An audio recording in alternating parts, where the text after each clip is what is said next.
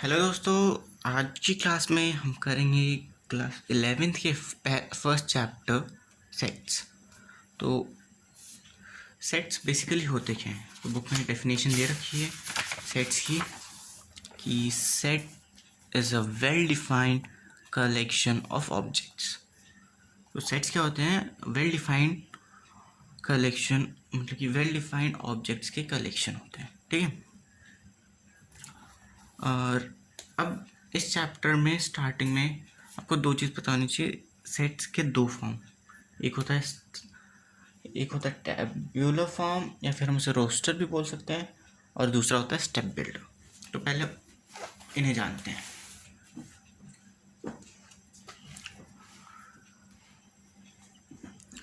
तो सेट्स अब जानते हैं कि दो फॉर्म कैसे लिखे जाते हैं, जिसकी पहले हम उनकी डेफिनेशंस लिख देते हैं। पहले है रोस्टर फॉर्म। रोस्टर फॉर्म, पहले इसकी डेफिनेशन लिखते हैं। तो इसका डेफिनेशन क्या होगा? इसका डेफिनेशन होगा इन अ रोस्टर फॉर्म, हम लिखेंगे in a roster form all elements of sets are listed the element the तो हैंडराइटिंग थोड़ी बेकार है, तो आप मैनेज कर लेना। आर लिस्टेड द एलिमेंट्स, ठीक है। तो are listed the elements are being separated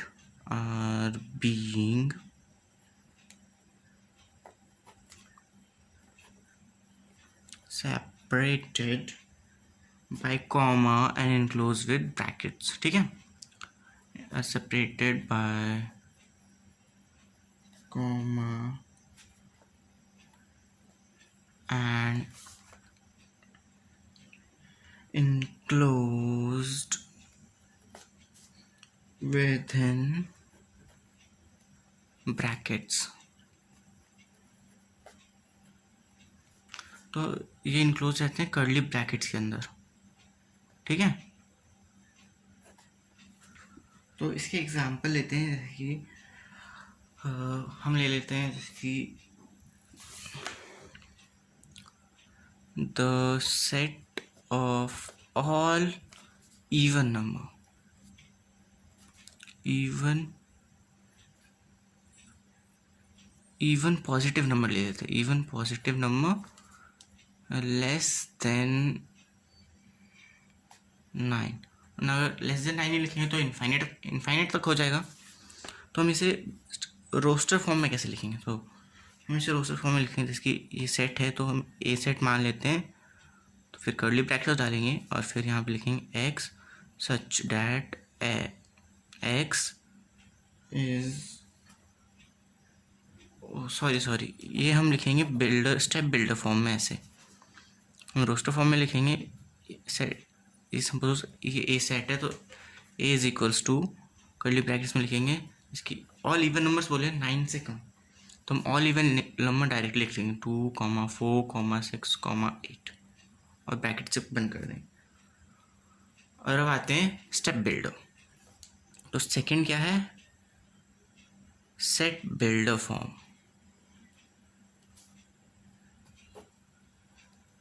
ठीक है। तो सेट बिल्डर फॉर्म में क्या लिखेंगे? इसकी इन set builder form, in set builder form all the elements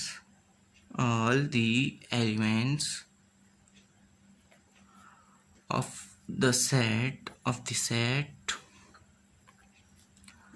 possess single common property, possess single property which is not posed by any element outside the set.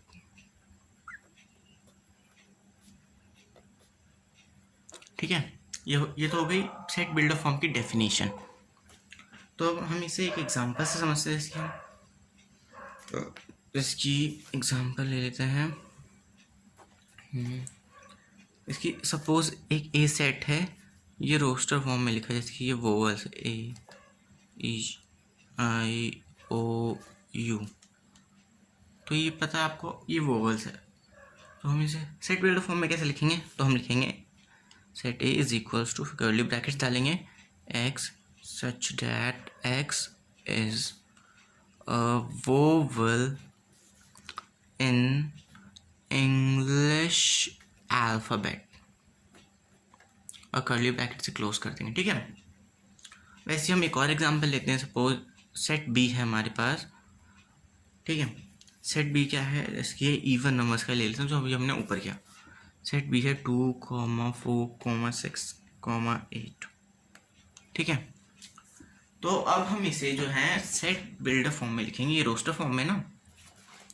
तो देखो, तो हम इसे क्या लिखेंगे? Set B is equals to, curly bracket डालेंगे, फिर लिखेंगे x such that x is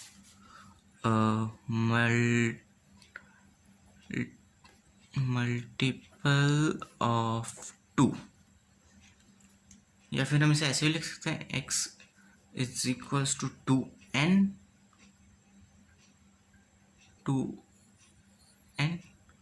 और हम लिख सकते हैं कि ये जो n है ये बिलोंग्स करता है n के।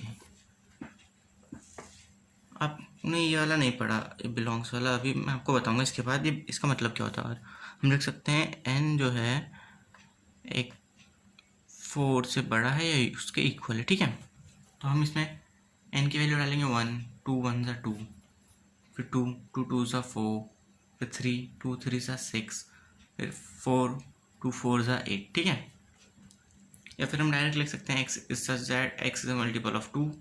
ठीक है, तो अब आपको इस सिंबल के बारे में बताता हूँ। ये जो सिंबल होता है, जैसे कि सपोज हम एक सेट लेते हैं, फिर मैं आपको समझाता हूँ उसके उस एग्जांपल से। जैसे कि सपोज एक एग्जांपल लेते हैं, इसकी एक सेट है 1, 2, 3, 4, 5, 6। सपोज एक नेचुरल नंबर है, हमने ले लिया। ठीक है, जैसे कि सपोज, हाँ पहले मैं आपको इसके सिंबल्स बताता हूँ। जैसे कि ये जो होता है, इसका मतलब होता है बिलोंग्स टू, और इसका मतलब होता है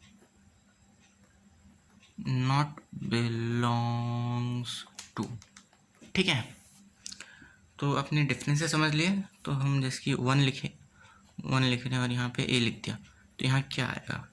यहाँ आएगा 1 इसमें आता है, तो हाँ, तो यहाँ आएगा बिलोंग्स टू।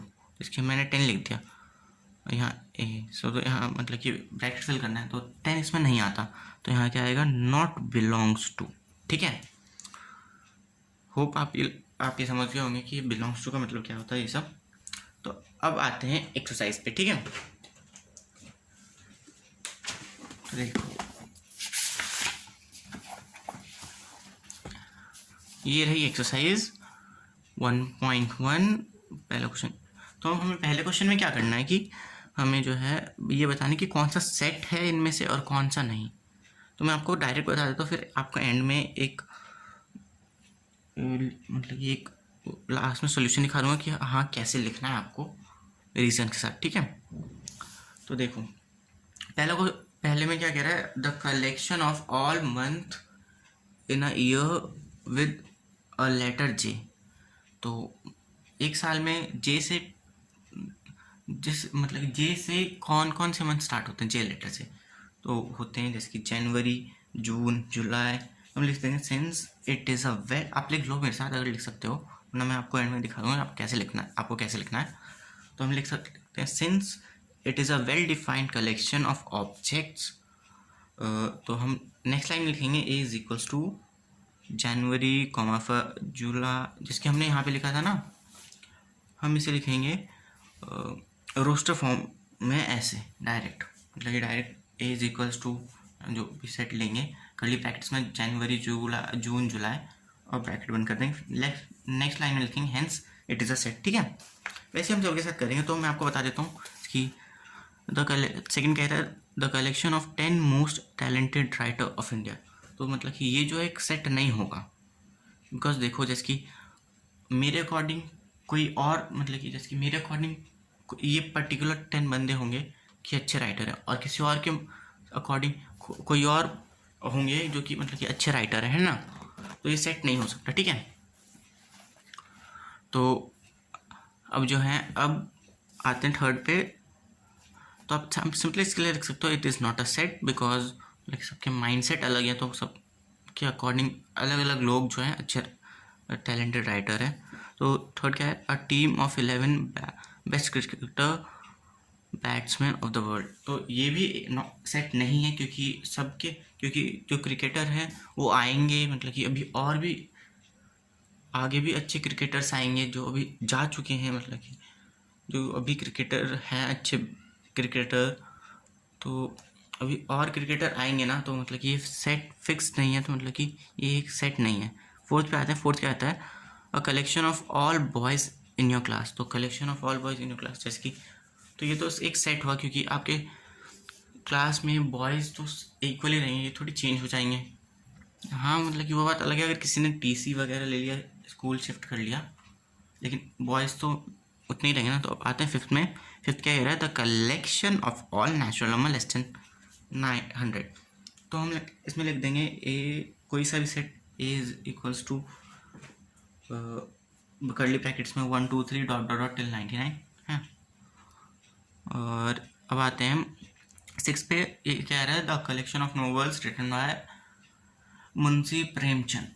हाँ, तो ये एक सेट है, क्योंकि मुंशी प्रेमचंद एक ही और उसने नॉवल लिखी है, तो मतलब कि उसके अलावा और कोई नहीं है ना, तो एक सेट है।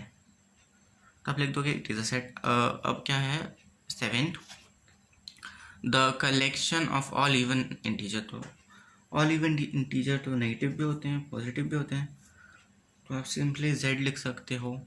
जैसे अभी हमने देखा था पीछे से कि जेड, देखो जेड ऑल पॉजिटिव इंटीजर, तो आप सिंपली जेड लिख सकते हो डायरेक्ट, वरना फिर आप डॉट डॉट डॉट 2 माइनस से स्टार्ट करो, फिर पॉजिटिव में dot dot dot bracket close कर सकते हो, ऐसा भी कर सकते हो।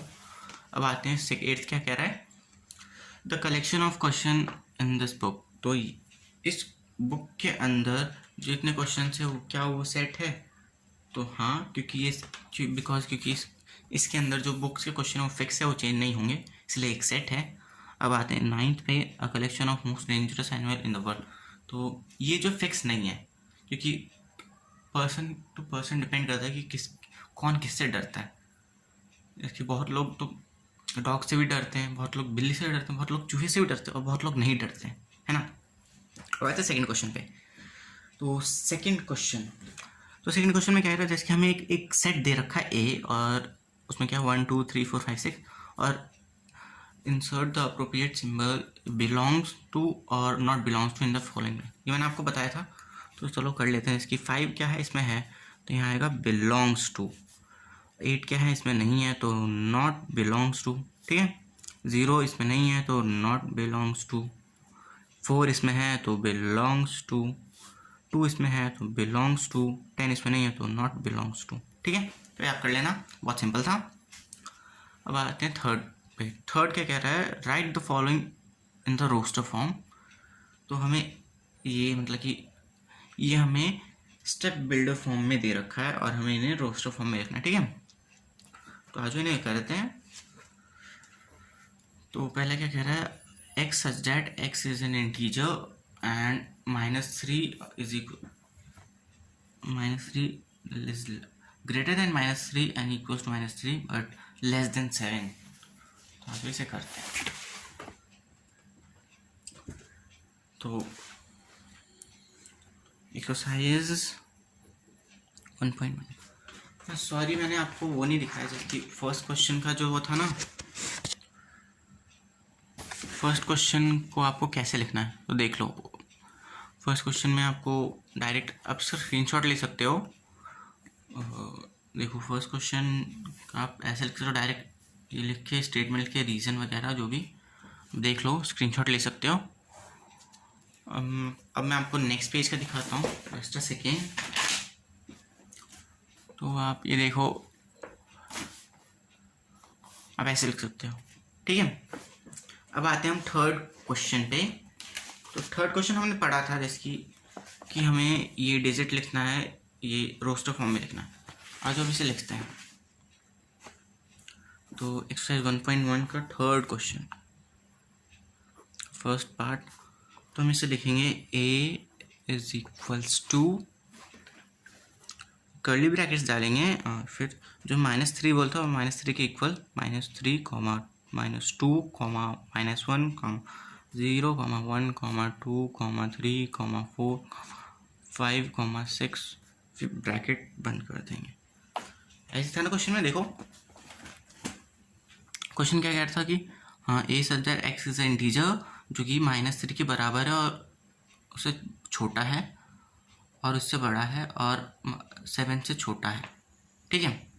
सेकंड क्या कह रहा है, natural number less than 6, natural number less than 6। तो हम इसे लिख देंगे सेकंड पार्ट डाल के, b is equals to natural number less than 6, 1, 2, 3, 4, 5। Less than 6 बोला है तो हम ये लिख देंगे। और थर्ड क्या कह रहा है, थर्ड देखो, थर्ड में हमें कह रहा है कि ना जैसे कि दो डिजिट वाले जो नंबर होते हैं जैसे कि 12, 13, 14, 23, ये सब, इन दोनों का मिला के 8 होना चाहिए, ठीक है। तो कितने डिजिट, 2 डिजिट का मिला के सम 8 होगा। तो आज वो लिखते हैं जैसे कि third c is equals to curly brackets में, तो जैसे कि 117 का हम 1 और 1 + 7 तो 8 होगा। वैसे 26 का 6 + 2 8 होगा। वैसे 3 और 5 का 35 का भी 8 होगा और 44 का। और अब इसका उल्टा कर देंगे, 53, 62, 71। और हाँ एक और चीज़ 80, 8 + 0, इसका भी सम 8 होगा। अब आते हैं फोर्थ वाले पे। तो फोर्थ देखो क्या कह रहा है, फोर्थ कह रहा है कि प्राइम नंबर जो कि 60 से डिविजिबल हो, ठीक है। करते हैं हम इसे भी। Fourth d which is prime number जो कि 60 से भी डिविजिबल, 2, 3, 5, क्योंकि और इसके आगे जो भी है वो सब प्राइम नंबर तो है नहीं, मतलब कि प्राइम नंबर है जो कि डिविजिबल नहीं है 60 से, ठीक है। अब देखो कौन से पे थे हम, फिफ्थ देखो, फिफ्थ क्या कह रहा है, the set of all letters in a trigonometry. अब हम इन्हें रोस्टर फॉर्म में लिखना है। तो जब हम इन्हें रोस्टर फॉर्म में लिखते हैं ना, तो एक चीज़ ध्यान रखना है, जिसकी अगर कोई लेटर रिपीट हो रहा है, जैसे इसमें टी हो रहा है, आर हो रहा है, तो इन्हें बस एक ही बार लिखना है, डबल बार नहीं लिखना, ठीक है। आगे फिर लिखते हैं फिर fifth e is equals to, curly brackets डालेंगे। तो देखो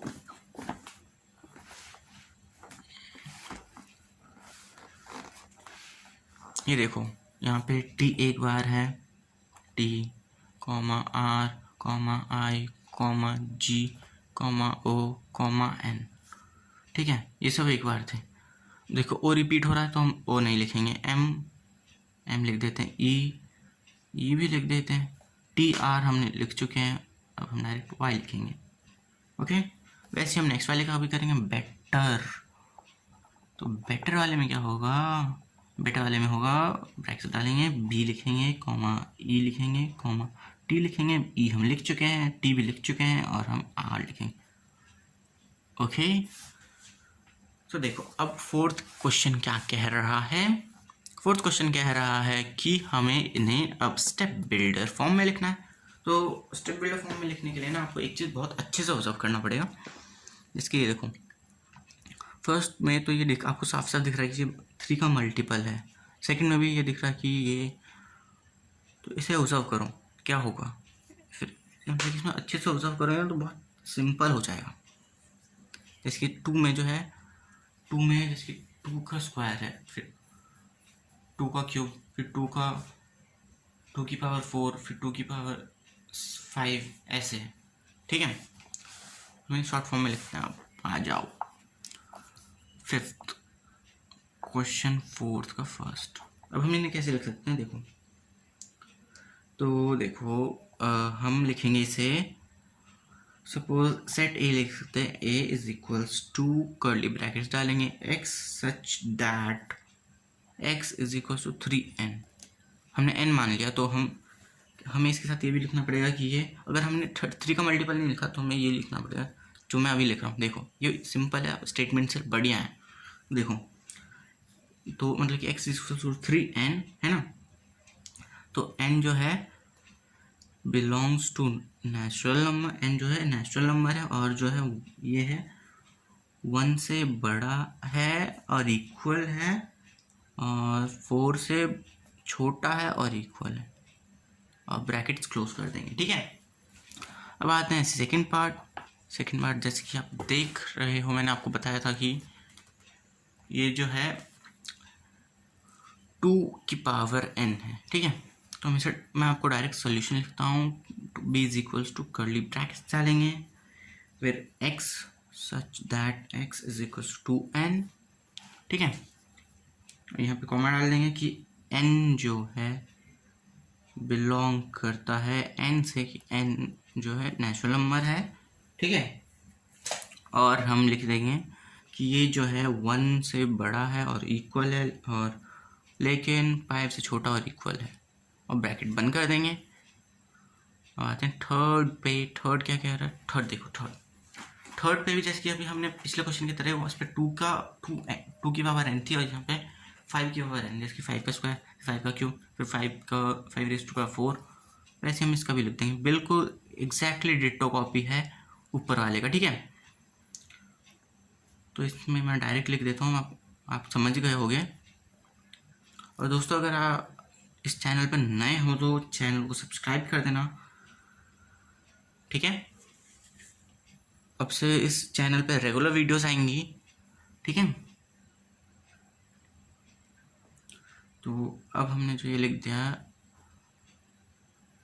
अब आते हैं फोर्थ पे।